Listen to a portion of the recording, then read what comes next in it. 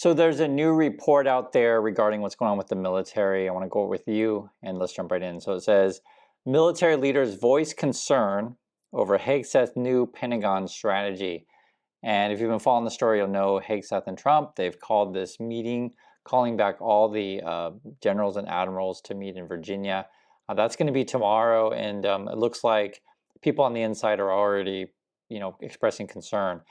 It says military leaders have raised serious concerns about the Trump administration's forthcoming defense strategy, exposing a divide between the Pentagon's political and uniformed leadership as Defense Secretary Pete Hegseth summons top brass to a highly unusual summit in Virginia on Tuesday. And that's coming from 8 people, current and former.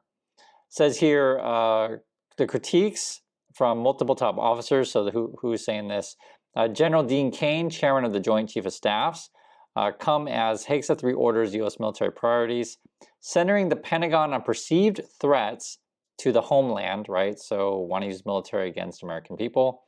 Narrowing U.S. competition with China, right? So Trump, and I thought a report recently, I think they want to build more missile defense or something like that. Trump's always about the Golden Dome stuff, but I think it's also kind of all geared towards China. But then we also saw a report too that President Xi in China is going to try to pressure Trump to back off of Taiwan support. So there's a lot going on. And then you have the downplaying America's role in Europe and Africa, which we've heard that also, right? So Trump often attacks NATO. We know they want to close down a lot of the State Department, embassies, etc. in Africa. We've heard this stuff. And I mean, this is sort of why we're going through all this. And then they got that meeting tomorrow. President Donald Trump will attend the abrupt gathering, right? So we just heard about that yesterday, of generals and admirals at the Marine Corps base Quantico, where Hegseth is expected to deliver remarks on a military standards and warrior ethos. That's what Hegseth keeps talking about. If you don't know Hegseth, he's like the drunk guy, basically, in the Trump administration. Or we'll say one of many drunk guys there. Even as uniform leaders fear mass firings or drastic organization of the combatant command structure and the military hierarchy. And we're not sure exactly what they're going to do. So we've heard they're going to do some sort of PR thing. Hegseth was going to give a speech, and then I think Trump is going to come in. And the fear right now is are they going to try to fire as many people as possible, purge the military, and that's going to put essentially people in the Defense Department, right, in a tough spot because they're signed up to serve the American people in the Constitution, and Trump and Hegseth just want them to sign up to do loyalty to Trump. So I think you're going to have a real conflict here, in my opinion, as we go through this. The debate over national defense strategy, the Pentagon's primary guide for how it prioritizes resources and positions, U.S. forces around the world, is the latest challenge for top military officials navigating the Trump administration's unorthodox approach to the armed forces. So they don't do things like everyone else. For Trump people, maybe that's a positive, but I mean, I'll just say this: you're dealing with people's lives. You're dealing with a lot of taxpayer dollars, and then also Trump is mostly interested in putting money in his pocket, right, or his friend's pocket. So there's a lot of money involved with this stuff. I think you guys know this with defense contracting, and I know Elon Musk. He wants to get a lot of this defense contracting money, be it with his AI and satellites and such. And you never know what else Musk is going to try to sell to the government. This isn't mentioned here, but I'm just telling you, just keep it all in perspective. People familiar with the editing process who, like others, spoke on the condition of anonymity, described sensitive deliberations. Okay, so they're still kind of to figure out what's going on. Described a growing sense of frustration with a plan they consider myopic, okay, and potentially irrelevant given the president's highly personal and sometimes contradictory approach to foreign policy.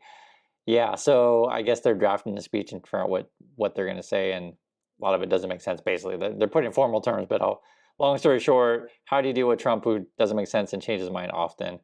Pentagon spokesperson Sean Parnell declined to comment on the substance of the classified document or whether concerns had been raised in the editing process. Okay, so they're saying no comment.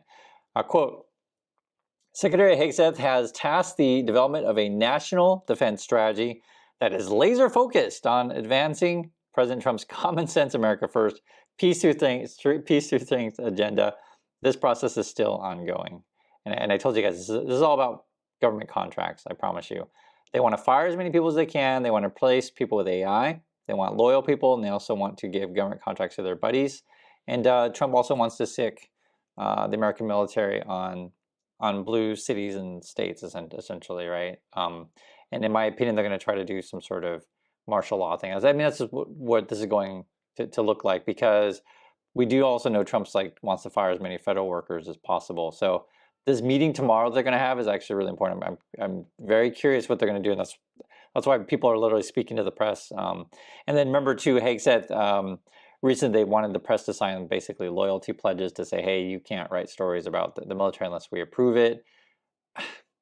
So they're going to try to cover up as much as they can. Long story short. It also says Trump political appointees within the Pentagon's policy office include some officials who have previously criticized longstanding American commitments to Europe and the Middle East. Draft of the strategy now in its final edits. Interesting. So if I had to guess, because I've been following this stuff, I would say probably the Trump people are going to demand that NATO or countries in Asia or whatever buy more American weapons. I promise you that's a big part of it. They're trying to, basically, Hegseth goes around and just tries to sell arms to other countries, is what it is. Whether or not they'll, say stuff like that we need to go after the enemy in the USA opposed to, outside the USA. I mean, that's, we'll see. That part's, I mean, we'll see how the saying, there's different other considerations. So one's going to be government contracts, two is who is Trump going to designate as being the primary threat.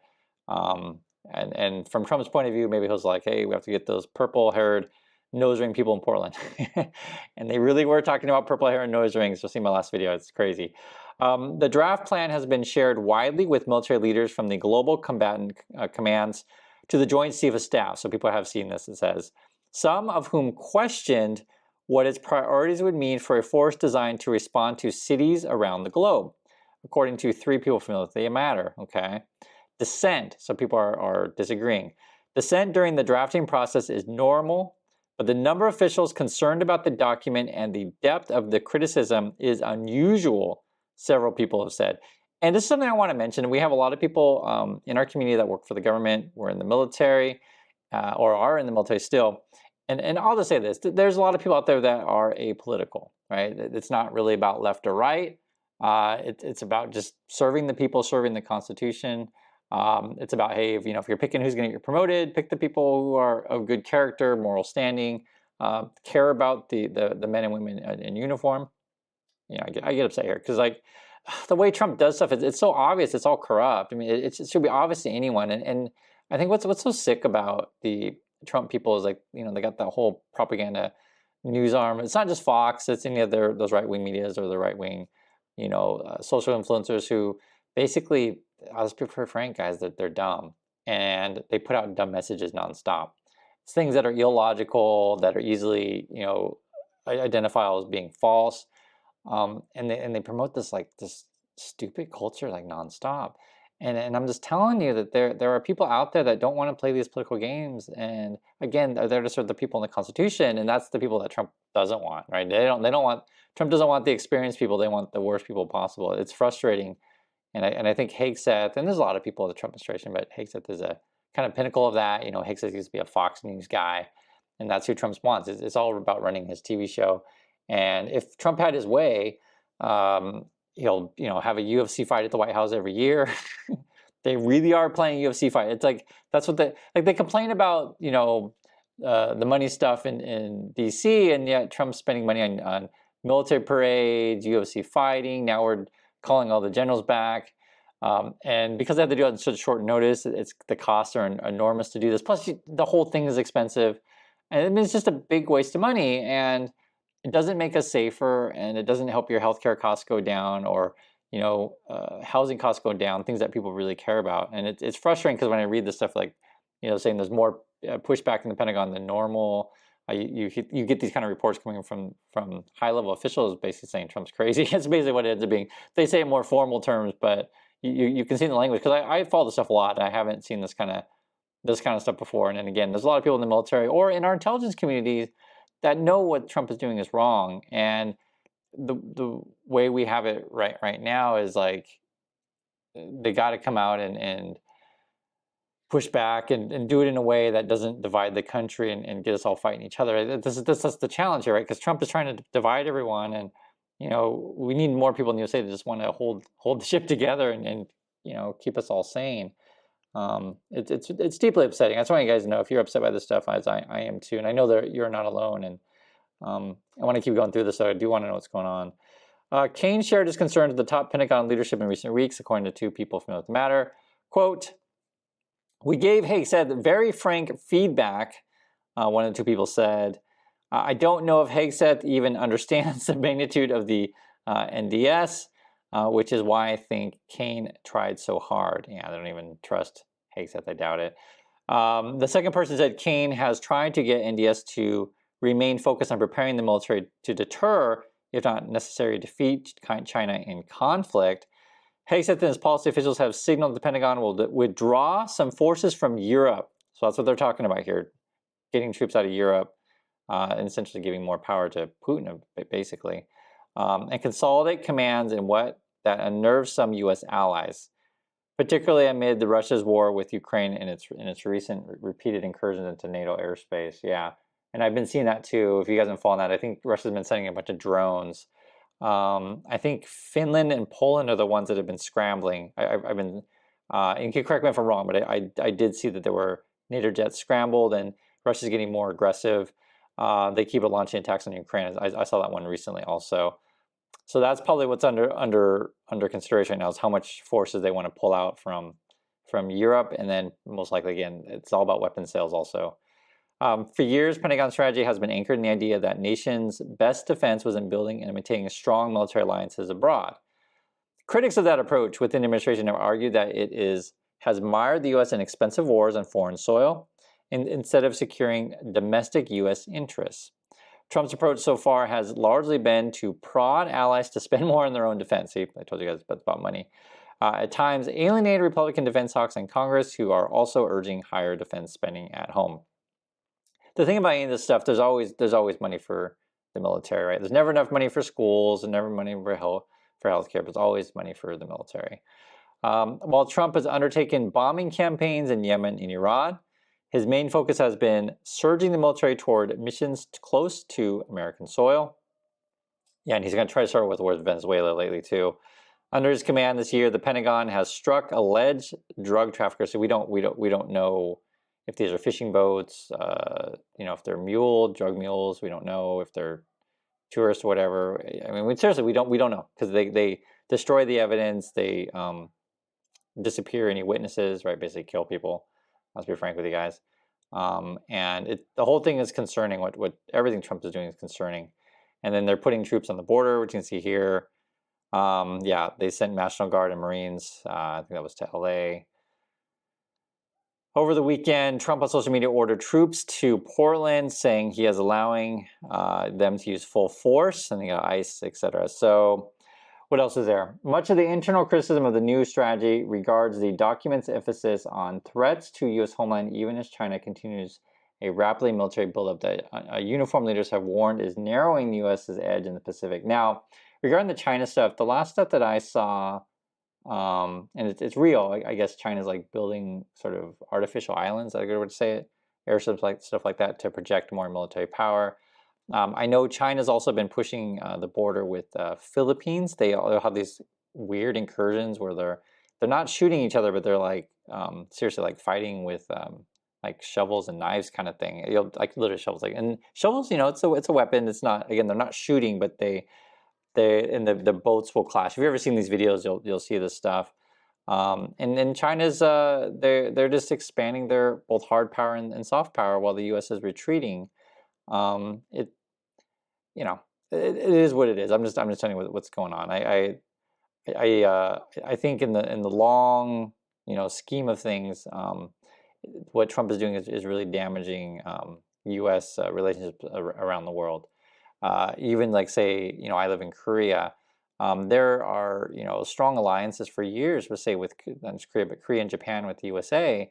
But then lately they've been looking to China to be more stable than the U.S., which is sad. You guys don't realize like how badly Trump is hurting relations in Asia. It's pathetic, because like, why? Like what's what's the point? I mean, everything that Trump's doing, it seems like the winners are not USA. It's, from Trump's point of view, Trump first, and then other countries are benefiting as US loses relationships, essentially. What else does it say here? There are still substantial sections of the document that do focus on China, but these are largely concentrated on the threat of an attack on Taiwan. And again, she's going to try to get Trump to not back Taiwan, essentially. Rather than global competition with the U.S. largest adversary, 5 people said, Colby has long warned that U.S. military is unprepared for a risk of a Chinese invasion and called for the Washington to shift attention and resources toward the problem. There's a concern, and that it's not just very well thought out, okay? The document's tone is far more partisan than past strategies, of course it is, saying the Biden administration caused an erosion of Americans' military in rhetoric similar to Hegseth's speeches. Okay, so they're gonna blame Biden for everything. That's when in doubt, blame Biden. No, seriously, that's what it says. Hegseth, meanwhile, is leading an overhaul of armed forces, promising to cut the roughly 800 generals and admirals overseeing the U.S. military by 20%. Yeah. And then you also have this there. So the interim document also hinted at emergency strategy to use the military personnel in more assertive role at home and abroad.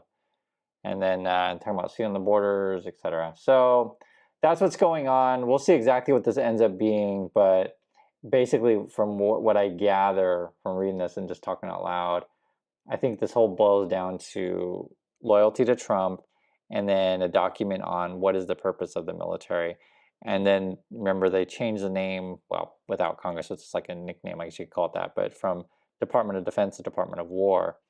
And, if I had to bet, Trump's going to try to use the military to seize more power. That's how I see this. And so we'll see who goes along with it, who doesn't, who gets fired, and who doesn't. So that's my thoughts on this. I'd like to hear yours, and I'll catch you on the next video.